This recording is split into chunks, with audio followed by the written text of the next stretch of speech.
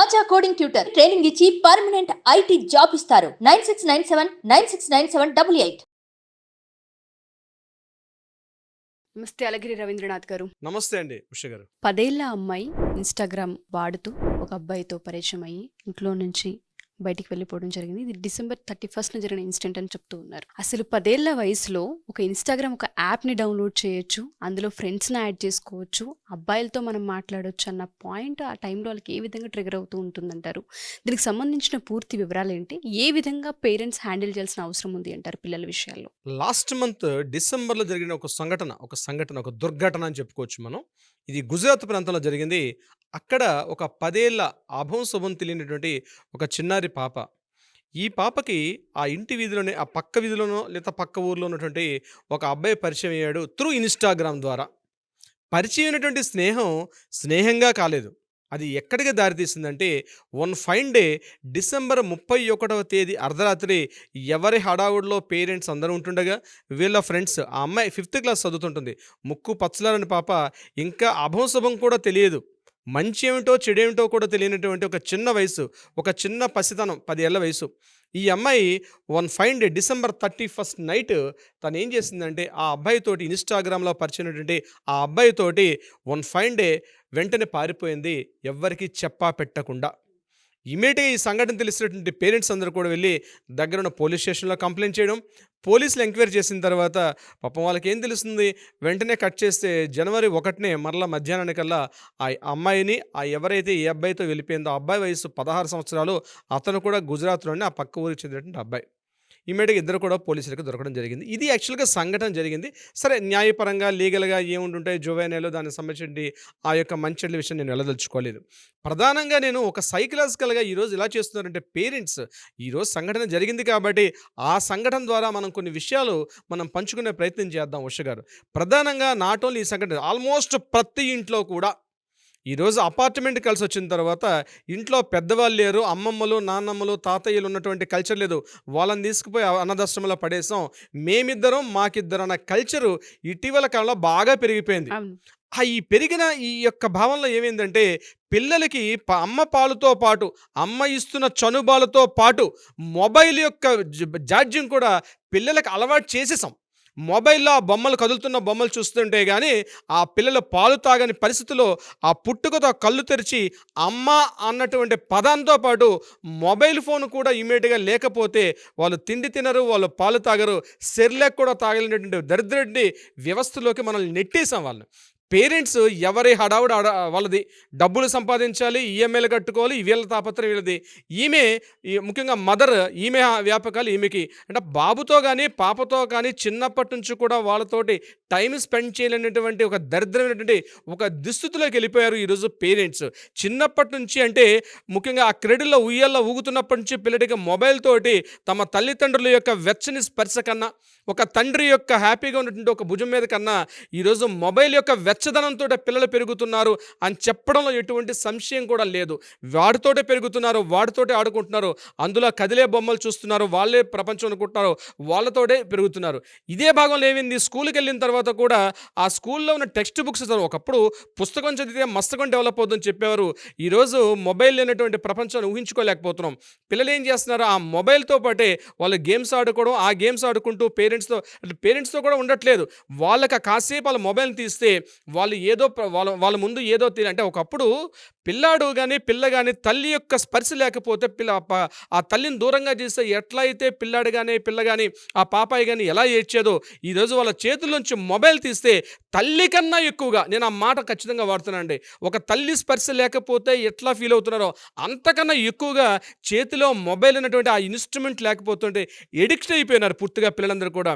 దానితోటే పెరుగుతున్నారు.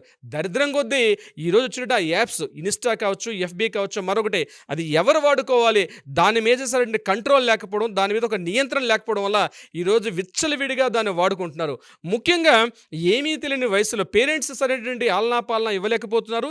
ఈ మొబైల్తో వాళ్ళ సహచర్యాన్ని పెంచుకొని పిల్లల వాటితో పాటు బాగా ఎడిక్ట్ అయిపోయి ఈరోజు ఈ దుస్సంఘటన దారితీసింది. దీనికి ప్రధాన కారణం ఏమిటి అని కాస్త మనం విశ్లేషణ మరి కాస్త లోతుల్లోకి వెళ్ళేటప్పుడు ప్రధానంగా మనకు కనిపించేది ఏంటంటే, పేరెంట్స్ యొక్క స్పర్శ లేకపోవడం, పేరెంట్స్ యొక్క ఆలనా పాలన లేకపోవడం, వాళ్ళు ఏ యాప్స్ చూస్తున్నారు, ఏ టైప్ ఆఫ్ కంటెంట్ చూస్తున్నారు అన్నటువంటి ఒక నియంత్రణ లేకపోవడం. పేరెంట్స్ కూడా నియంత్రణ లేదు. ఎలాగో వాటి మీద ప్రభుత్వ నియంత్రణలని ఏ రోజు అజమాయిషీలు కోల్పోయినాయి. కేవలం ఆదాయం రాబడం మాత్రం చూసుకుంటారు తప్ప వాటి మీద ఒక నియంత్రణ వ్యవస్థ ప్రభుత్వాలు తీసుకునే పరిస్థితులు లేదు. కనీసం పేరెంట్స్ పట్టించుకుంటారంటే పేరెంట్స్ కూడా ఎవరు వాళ్ళ చేతికి ఒక చేతిలో మొబైల్ పెట్టడం, వీళ్ళ పని వీళ్ళు చేసుకోవడం. వాడు ఆడుకుంటున్నాడంటే మొబైల్ చూస్తూ చాలు, ఫిజికల్ యాక్టివిటీస్ లేదు. ఓన్లీ మొబైల్‌లో ఆ గెంతుతున్నప్పుడు అవి కూడా ఓ పబ్‌జీ గేమ్స్, ఒక అమ్మాయితో మాట్లాడుకోవడం, చిన్న పిల్లలు ముద్దులాడుకోవడం. ఆ ముద్దు వాళ్ళకి ఏం తెలుస్తాయండి? చిన్న పిల్లలు పచ్చిగా ఒక అమ్మాయి, అబ్బాయి కలిసి ముద్దులు పెట్టుకున్నటువంటి ఆ యొక్క చిత్రాలను చూసి ఇమ్మీడియేట్‌గా అడిక్ట్ అవుతున్నారు. వాడికి ఏంటో ఆపోజిట్ జెండర్ అప్పుడప్పుడే వాళ్ళు అప్పుడప్పుడు చిన్న చిన్న హార్మోన్స్ డెవలప్ అవుతున్న టైంలో ఈ ఆపోజిట్ జెండర్‌తో ఉన్నటువంటి ఆ రిలేషన్‌షిప్, వాడు సైగలు చేసుకోవడం, వాడితో ముచ్చట్లాడుకోవడం, ముద్దులు పెట్టుకోవడం, ఈ యొక్క చిత్రాలు చూస్తే మరి 10 ఏళ్ల వయసులో పిల్లలు ఇటువంటి వాటికి అలవాటు కాకుండా మంచిగా ఇంకొక రకంగా వస్తారని మనం ఊహించగలమా ఉష గారు? డెఫినెట్‌గా జరగని పని. ఇది ప్రతి ఇంట్లో జరుగుతున్నటువంటి వ్యవస్థే. 10 ఏళ్ల అమ్మాయి ఇన్‌స్టాగ్రామ్‌లో పరిచయం అయ్యి పక్కింటి వాడితో లేచి వెళ్ళిపోయిందంటే ఇంతకన్నా సిగ్గుమాలితనం, దౌర్భాగ్యం ఇంకేముంటుంది చెప్పండి? ఈరోజు స్టేషన్‌కి వచ్చింది కాబట్టి ఈ విషయం వెలుగులోకి వచ్చింది. స్టేషన్‌గా రాకుండా కొన్ని వందల వేల కేసులు ఈ రకంగానే ఉన్నాయి. ఈరోజు మనం కౌన్సిలింగ్ ఇస్తున్నప్పుడు, పిల్లలకి కౌన్సిలింగ్ ఇస్తుంటే చాలామంది పేరెంట్స్ చెప్తున్నటువంటి ఇదే ఆ అబ్బాయిలు రకంగా చెడిపోతున్నారు, అమ్మాయిలు రకంగా చెడిపోతున్నారు. ఆపోజిట్ జెండర్ మీద ఒక తెలియనటువంటి ఇన్ఫాచ్యుయేషన్, ఒక రకమైన ఆకర్షణ, ఒక తెలియనటువంటి ఏదో ఒక కోరిక వాళ్ళ మీద, ఏదో కావాలి, వాళ్ళ స్పర్శ కావాలి. ఈ యొక్క అంటే వాళ్ళకి సరైనటువంటి ఒక దిశానిర్దేశం చేసినటువంటి పేరెంట్స్ యొక్క అజమాయిషి. ఇంతకుముందు అమ్మమ్మలు, నాన్నమ్మలు, తాతయ్యలు ఇంట్లో ఉండి వాళ్ళ చేయి పట్టుకుని నడిచినటువంటి ఆ రోజులు పోయినాయి. ఈరోజు మొబైల్ చేయి పట్టుకుని నడిచినటువంటి ఈ రోజులు మనకు వచ్చేసాయి ప్రధానంగా ఉష గారు. అంటే నేను పేరెంట్స్కి ఒకటే అడుగుతున్నాను, మీరు డబ్బులు సంపాదన ఎవరి కోసం సంపాదిస్తున్నారు?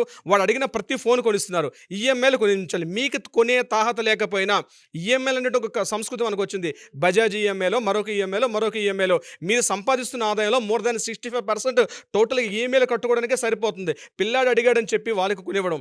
ముఖ్యంగా ఈ గ్రామీణ ప్రాంతాల్లో ఈరోజు అమ్మాయిలు నేను రీసెంట్గా చూస్తున్నాం, గ్రామీణ ప్రాంతాల్లో ఏమీ చదువుకున్నటువంటి అమ్మాయిలు, ఒక క్రికెట్ సీన్ మనం చూసామండి ఉష గారు.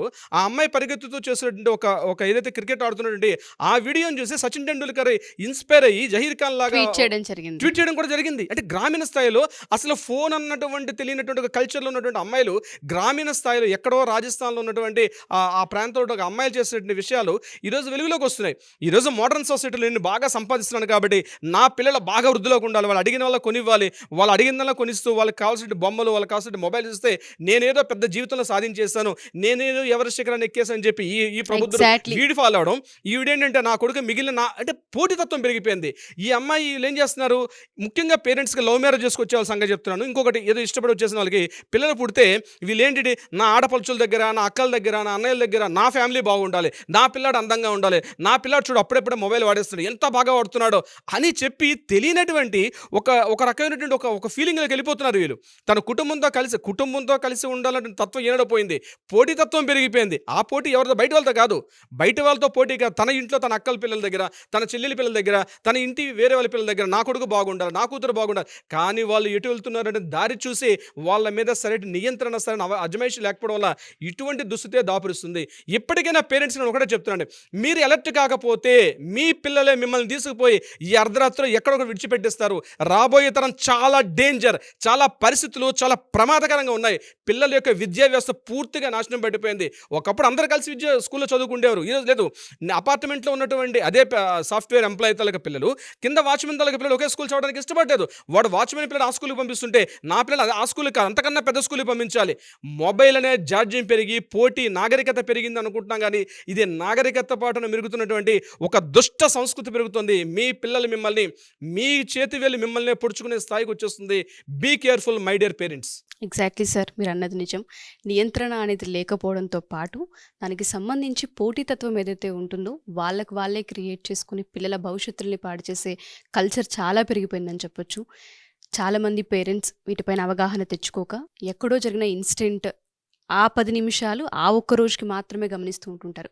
లాంగ్ రన్లో దెబ్బతింటాము అన్న దానిపైన ఎవరికి అవగాహన కూడా రావట్లేదు.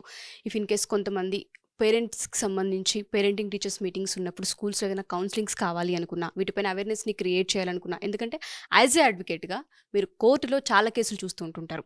10 ఏళ్ల పిల్లలు, 8 ఏళ్ల పిల్లలు ఇంట్లో నుంచి పారిపోయారు అది కూడా కేవలం మొబైల్లో పరిచయమైన వ్యక్తితో అన్న వార్తలు మనం వింటూ ఉంటాం. అసలు ఏజ్లకి సంబంధం లేకుండా 8 ఏళ్ల అమ్మాయి 30 ఏళ్ల ఒక పర్సన్తో అని కూడా మనం చేసిన న్యూస్లు ఉన్నాయి, మనం విన్న వార్తలు ఉన్నాయి. ఇటువంటి వాటిపైన అవేర్నెస్ని క్రియేట్ చేయాలన్నా ఆడపిల్లలకి ఒంటి మీద ఇంటి మీద అవగాహన కల్పించాలి అనుకున్నా మనం తీసుకునే అవకాశం ఉంటుంది అంటారు. తప్పనిసరిగా మంచి మాట చెప్పారు. ఒంటి మీద ఇంటి మీద దేని మీద కంట్రోల్ లేదు, ఇంటి మీద కంట్రోల్ లేదు, ఒంటి మీద కంట్రోల్ లేదు. అమ్మాయిలకి ఇలా మాట్లాడితే మా భావస్వేచ్ఛ ఎక్కడ తగ్గిపోతుందో, మా భావ స్వాతంత్ర్యాన్ని తగ్గించేస్తున్నారు అన్నటువంటి ఒక పెడదూరంతో ఆలోచిస్తున్నారు తప్పించి ఏం జరిగిపోతుంది, ఏం జరగబోతుంది అన్నటువంటి ఒక దూరదృష్టి, ఒక ముందు చూపు లేకపోవడం వల్ల ఈరోజు వ్యవస్థలన్నీ భ్రష్టు పట్టిపోతున్నాయి. ఈరోజు మొబైల్ అనే వ్యవస్థ ఏదైతే ఉందో దాన్ని ఇంట్లో కంట్రోల్ చేయలేకపోతున్నాం. అంటే చేతులు కాలేక ఆకులు పట్టుకోవడం అనే సంస్కృతి ఎప్పుడు చెప్పినట్టుగా చిన్నప్పుడే కంట్రోల్, మొక్క వంగనేది మానే వంగదు. సో ఈరోజు పిల్లలుగా ఉన్నప్పుడే వాళ్ళని కరెక్ట్గా ఒక దిశానిర్దేశం చేసుకోవాలి. ఒక మంచి సత్సంగత్వే నిస్సంగత్వే నిర్మోహత్వం, వాళ్ళకి సరైన సత్సంగత్వం, ఒక సరైనటువంటి ఒక సాంగత్యం, ఒక సత్సాంగత్యంగా ఇవ్వగలిగితే డెఫినెట్గా పిల్లలు అభివృద్ధిలోకి వస్తారు. వీటికి సంబంధించి ఎవరైనా పేరెంట్స్ మా పిల్లలు ఈ రకంగా ఆలోచన ధోరణులు ఉన్నారు, వాళ్ళకి సరైన కౌన్సిలింగ్ ఇస్తే బాగుంటుంది, వాళ్ళని సరైన మంచి పేరెంటింగ్ ఇవ్వాలనుకుంటున్నాం. సో మంచి పిల్లలు తయారవ్వాలంటే మంచి పేరెంట్ అయి ఉండాలి ఫస్ట్. సో మంచి పేరెంట్కి మంచి లక్షణాలు ఉండాలి. పిల్లల ముందు సిగరెట్లు కాలుస్తూ, పిల్లల ముందు మందు కొడుతూ, పిల్లల ముందు పిచ్చాపాడి మాట్లాడుతూ, భార్యను కొడుతూ, భార్యను తిడుతూ, పక్క అమ్మాయి గురించి కాస్త కామెంట్ చేస్తుంటే అదే కల్చర్ చూస్తుంటే పిల్లాడికి కూడా అదే రకమైన బుద్ధులు వస్తాయి తప్పించి వేరే రకంగా ఎట్లా వస్తారు? కాకర పాద వేస్తే కాకర చెట్టు వస్తుంది, మామిడి చెట్టు వేస్తే మామిడి పాద వస్తుంది. అంతేగాని కాకర పాద వేస్తే మామిడి చెట్టు రమ్మంటే 80% రాదు. విత్తనం బాగుంటే అనుపానం కూడా బాగుంటుంది, అనుపానం బాగుంటేనే అనుసరణం కూడా బాగుంటుంది, అనుసరణం బాగుంటే ఖచ్చితంగా మంచి భవిష్యత్తు పిల్లలు కూడా వెలుగులోకి వచ్చే అవకాశం ఉంటుంది. సో దీనికి సంబంధించి ఎవరైనా పేరెంట్స్ మీకు కౌన్సిలింగ్ కావాలి, మీ పిల్లలు కాస్త పెడద్రోలు పెట్టున్నారు, age irrespective of the age, మీ పిల్లల్ని సరైన దిశానిర్దేశం చేయాలంటే డెఫినెట్గా కింద కాంటాక్ట్ అవుతున్న స్క్రోల్ అవుతున్న నెంబర్ని కాంటాక్ట్ చేయగలిగితే మన లీగల్ టీమ్ వాళ్ళు అప్రోచ్ అవుతారు. మీ యొక్క డీటెయిల్స్ ఒకవేళ కాస్త బాగా చేయదారిపోయి ఉన్నటువంటి పరిస్థితులు ఉంటే కూడా ఆ పిల్లల్ని కూడా సరైన దిశానిర్దేశం చేసే ఒక పటిష్టమైనటువంటి కౌన్సిలింగ్ వ్యవస్థ ఈరోజు మనం సుమన్ టీవీలో మనం ఏర్పాటు చేసి ఉన్నాం. దాన్ని చాలామంది కౌన్సిలర్స్ ఉన్నారు, మనం కూడా చేస్తాం. దానికి సంబంధించి ఎవరైనా మీరు బయటికి ఎక్కడ వెతుక్కోవాల్సిన అవసరం లేదు. ఇమ్మీడియట్గా కాంటాక్ట్ చేయగలిగితే ఇమ్మీడియట్గా మీ ఫోన్ తీసుకొని కాంటాక్ట్ చేయండి.